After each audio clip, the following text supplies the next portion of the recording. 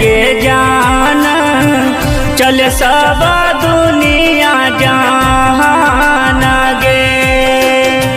प्यार त कैले श्री राम भगवान गे, काहे नहीं करते लोग इंसान गे। प्यार त कैले श्री राम भगवान गे, राम भगवान गे, काहे नहीं करते लोग इंसान गे। अगयादी पहले हार माना लेतल सीता कान के गेले तल सीता कान के, नहीं मिला पैतल माता सीता श्री राम के गे, माता श्री राम के, माता श्री राम के, माता श्री राम के। अगयादी पहले हार माना लेतल सीता कान के गेले तल सीता कान के, नहीं मिला पैतल माता सीता श्री राम के गे, माता श्री राम के।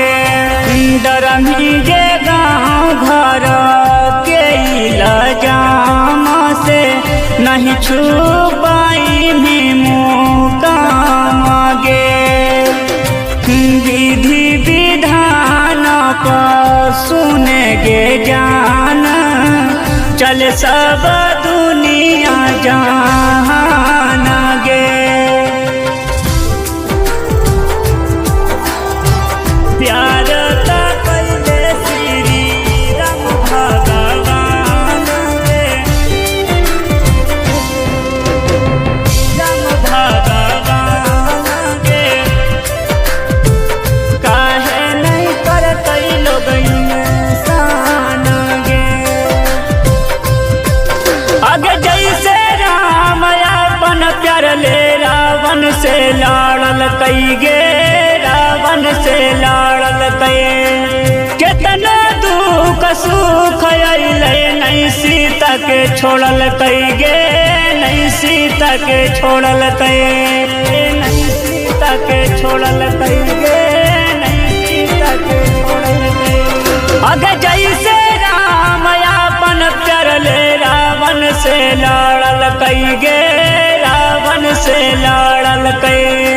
कितना दुख सुख अइले नहीं सीता के छोड़ल कई गे, नहीं सीता के छोड़ल कई। प्रभाकर राजा बबुआ मुकेश कहा हो, दिलवा में धीरज अब बान्हा गे। प्यार त कैले श्री राम भगवान गे, काहे नहीं करते लोग